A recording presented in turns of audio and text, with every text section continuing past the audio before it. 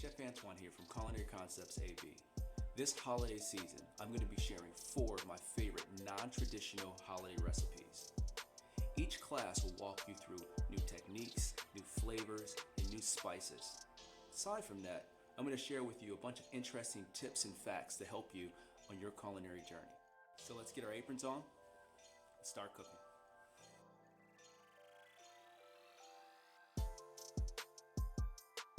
In today's class, you'll be making a warm quinoa salad with a beautiful pan-seared trout.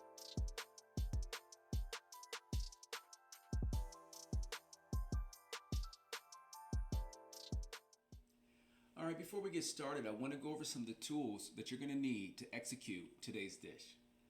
We'll start with the quinoa. With the quinoa, you're going to need 2 bowls. The first bowl is going to require a strainer. Now, the strainer is to wash the quinoa. We need to wash our quinoa at least 3 times. That's to get off excess starch and maybe any dirt or grime that might still be on our grains. The second bowl is for after we cook. Once we take our quinoa off the stove, we're going to be mixing it together with a lot of other beautiful flavors, and we're going to need a bowl to do that. You're also going to need a rubber spatula. I recommend using a rubber spatula for mixing, but again, that's a little bit later on. Next, we move on to our cutting boards. I recommend using 2 separate cutting boards. We're going to be doing a little bit of light butchering with our fish, which you'll learn a little bit later, so I recommend using a plastic cutting board for that. The second cutting board is to cut all of our vegetables. Now, you want to make sure that you either keep these 2 surfaces separate, or if you only have 1 cutting board to use, just make sure that you give it a thorough wash before moving on to cutting any vegetables. You want to make sure you're avoiding cross-contamination. For this dish, we're going to be using a knife to do most of our knife cuts. Here I'm using a short chef's knife, which is also known as a cleaver. If you want to get technical, it's called a centuco. But it's absolutely okay to use a vegetable knife or a standard chef knife if that's all you have at your house. Finally, as for our tools, we're going to need to use a zester for our lemons, and you're also going to need to use a spatula for our fish once we get to the point of cooking. In this case, I'm using what's known as a fish spatula. Big difference between the fish spatula is, of course, the lines in the spatula allowing any fat to get through it, and also it flexes. It allows me to get underneath the fish and get it out of the pan and not have any excess on there. Now, if all you have at home is a standard spatula, absolutely okay. Use what you have. Moving on, finally, we're going to go ahead and use 2 different pans. You're going to need a saute pan. Here I'm using a medium saute pan. And then you're going to need a pot. The pot is going to be for our quinoa. I recommend using a lid for your pot to keep the steam in, allowing it to cook evenly. And that's it. That's all the tools that you're going to need to execute this dish successfully. To get things started, we're going to need a bowl. Remember that bowl that I mentioned earlier with the strainer? That's right, we're going to use that one to wash our quinoa. Here I already have measured out 1 cup of quinoa. What I recommend is putting your quinoa on the bowl like we're doing here, and then we're going to take it over to the sink and wash it 3 times.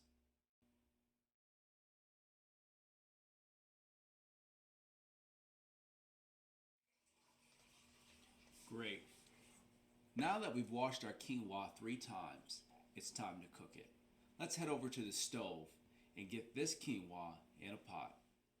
For this next step, we're going to go ahead and put our quinoa directly into the pot. Next, you're going to need to add in 2 cups of stock. Once you've added your stock, go ahead and turn your pot on. I recommend turning it on medium heat. Now, if you're using an electric stove, I recommend turning your heat to about a 5 or 6, which is equivalent to medium. Allow your pot to sit on the stove for about 3 to 4 minutes with no lid until it comes up to a simmer.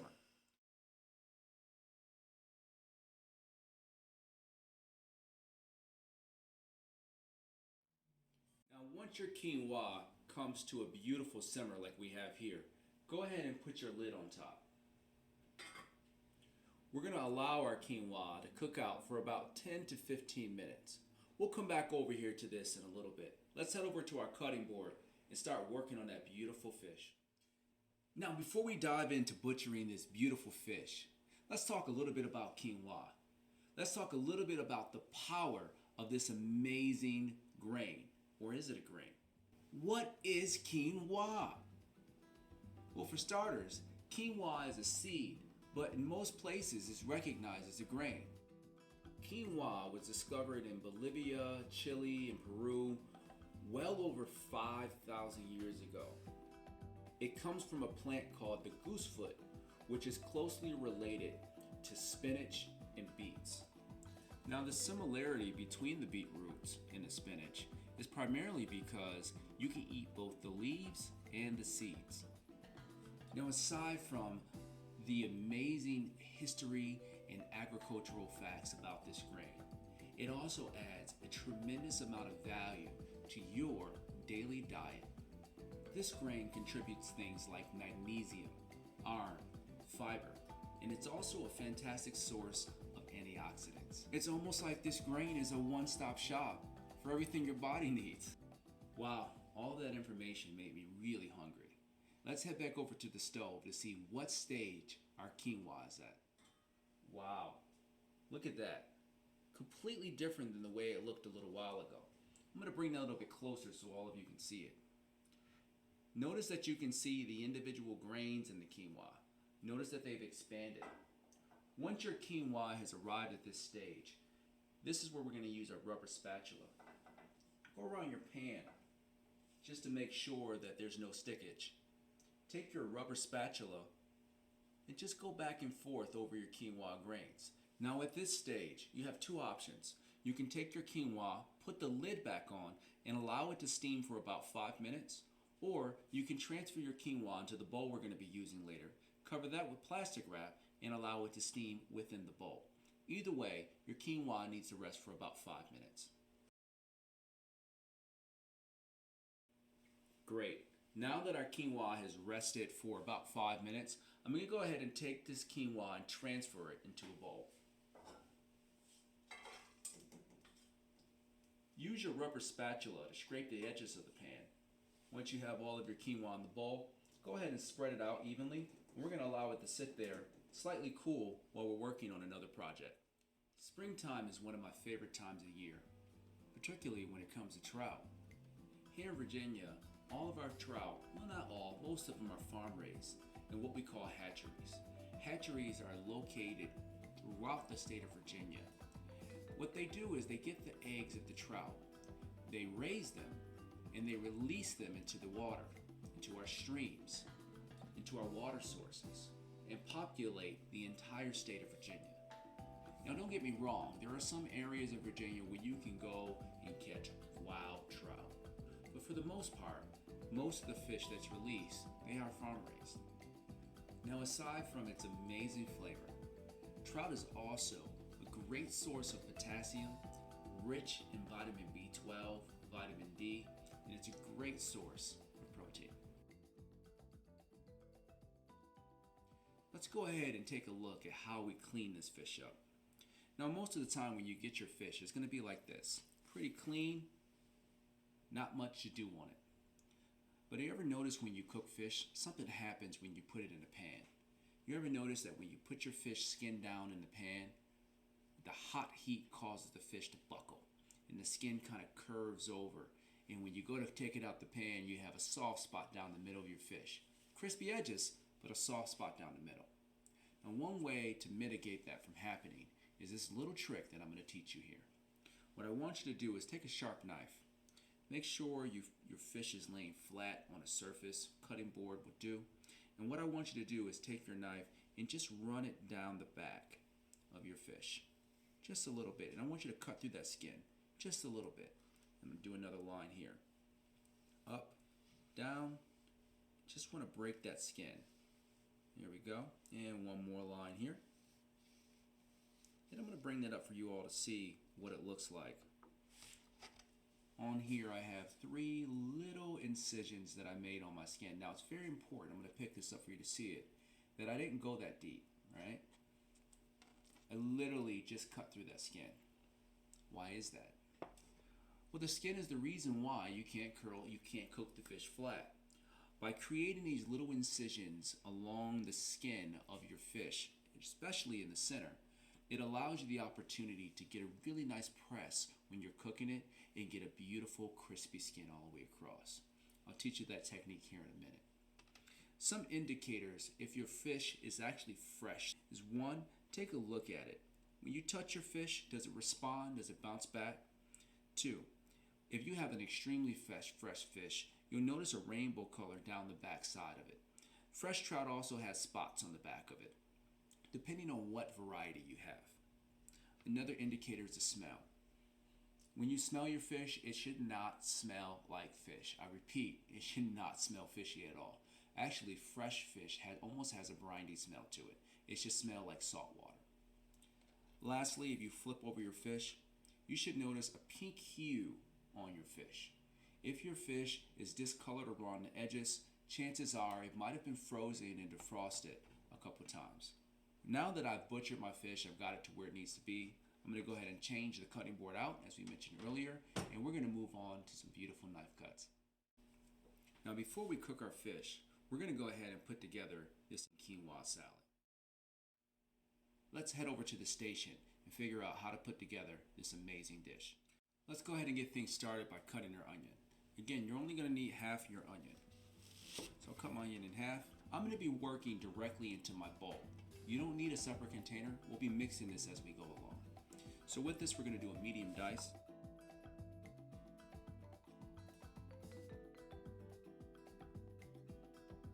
Once you have your slices done, go ahead and add your onions to your bowl. Next, we're going to need to do some garlic. I recommend cutting the garlic in half, like this, turning your garlic on the flat side down, separating it, and using your knife to smash it. Once you have your garlic smashed, go ahead and move your garlic up to the middle of your cutting board, and we're going to do some really nice thin slices.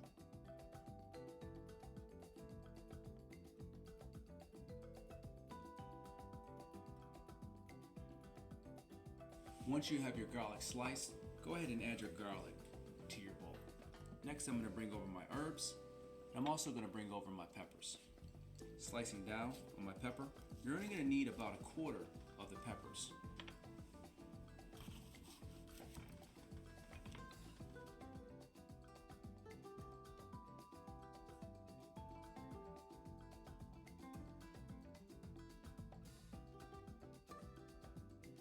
Bring your herbs together. What I want you to do is take your herbs, bring them together like this, roll them with your fingers. And again, I'm just taking my finger, rolling over, back, rolling over. And once you have them rolled together, take your knife and just go down, do some really nice thin slices on there.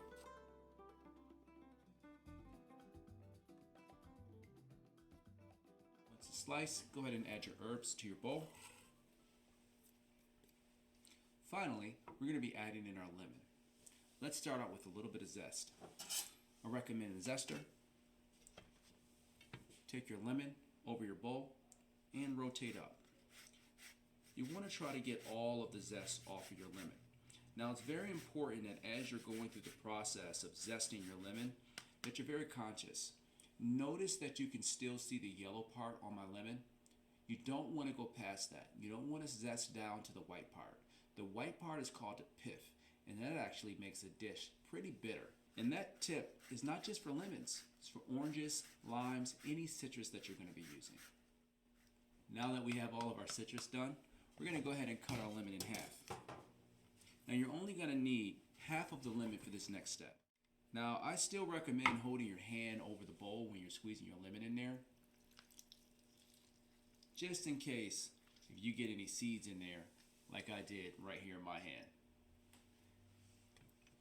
And once we have that in there, the last two things we're going to need to add is our balsamic and our olive oil. Let's go ahead and add in our balsamic. Again, you're going to need 1 tablespoon of balsamic. Next, you're going to need to add in your olive oil. I'm adding in about a 1/4 cup of olive oil. Now, in this dish, I want you to use your judgment on your salt. I'm going to start out with 2 pinches of salt. I'm also going to add a little bit of pepper in there, a couple turns. If I had to measure that out, that's probably about a teaspoon of pepper. Now, there's the rule of thumbs. The rule of thumbs is that you can always add, but you can never take away. Remember that. Using that rubber spatula, we're going to go ahead and give this a little mix and get everything tossed together. Just like that. Oh boy, my mouth's watering just looking at it. It looks so good. And don't worry about it getting cold. This is a warm quinoa salad. It's not meant to be hot. It's more meant to be about room temperature. So once you get everything mixed together like that, you have to do another very important step. That's right, taste your food. Let's go ahead and give this a little taste.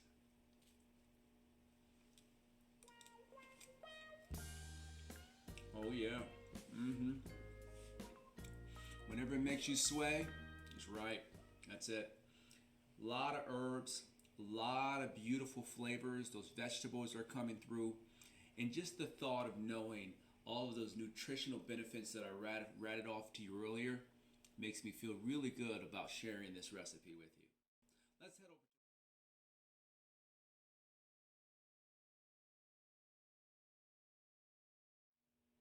Now before we get started on the trout, you're going to need a couple things in order to cook this dish. First thing is a shallot.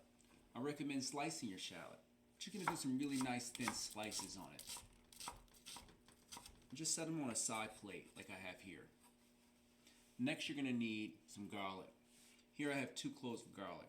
Same process as before. We're going to turn our knife on the side, a little smash on our garlic, and leave it just like that. No knife cuts required. And finally, we're going to need a lemon. Remember that other half of the lemon that we saved?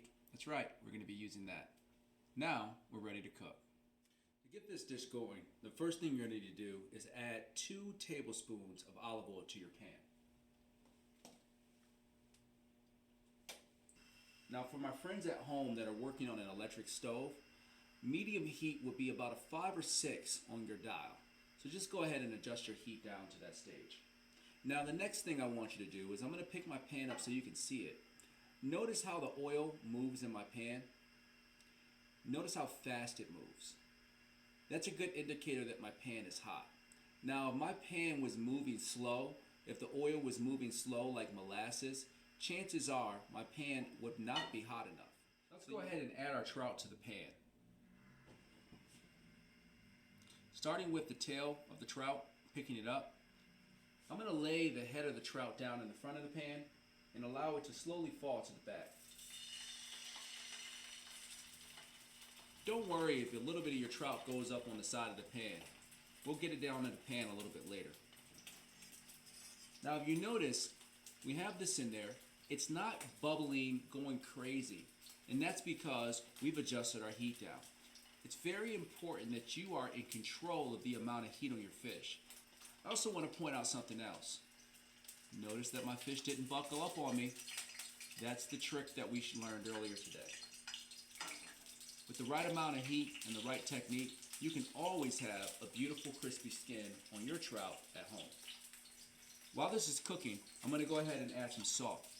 This time I'm only going to add 1 pinch of salt.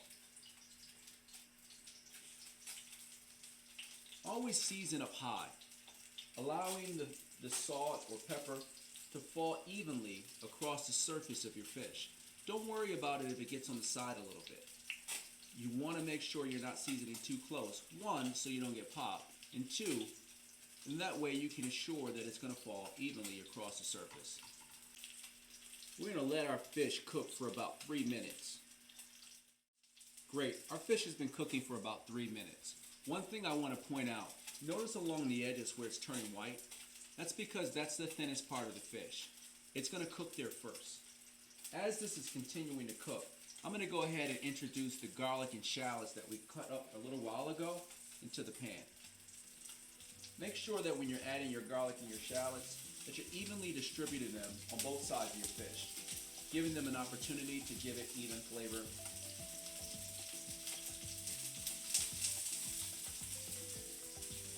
At this point, your kitchen should smell like mine. Absolutely amazing.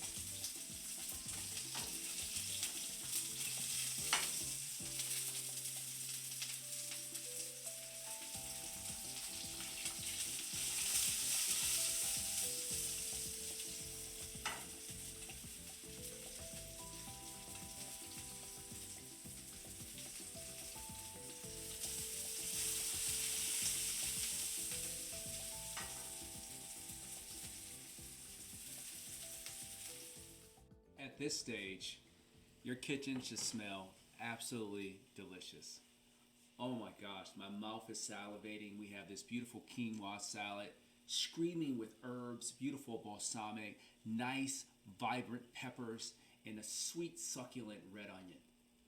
On top of that, we have a fish, a beautiful piece of trout that we pan-seared with a beautiful crispy skin and a little bit of olive oil, infusing flavors with shallots and garlic to really take this fish to the next level. All right, the first thing I'm going to do is take my spoon. I'm going to take a little bit of my salad here, my warm quinoa salad. I'm going to put that down right here in the center of the plate, just like that. And, you know, the name of the game here is moderation. You don't want to go too heavy, but you don't want to shaft yourself. You want to give yourself just enough, right? So I like to put that down in the center just like that. Next, I'm going to take my spatula, holding one hand on one side of the pan, the other side on my fish. I'm going to pick that fish up and lay that fish diagonal across my beautiful quinoa. Finally, that lemon that we saved earlier, that's right, I didn't forget about your lemon. You're coming on board. A little bit of lemon on the fish. Just like that. And if you're like me, you really want to take this dish to the next level, we'll finish it with a little bit of fresh cracked black pepper, pinch of salt, and of course, what is a good dish without some extra virgin olive oil? And there you have it.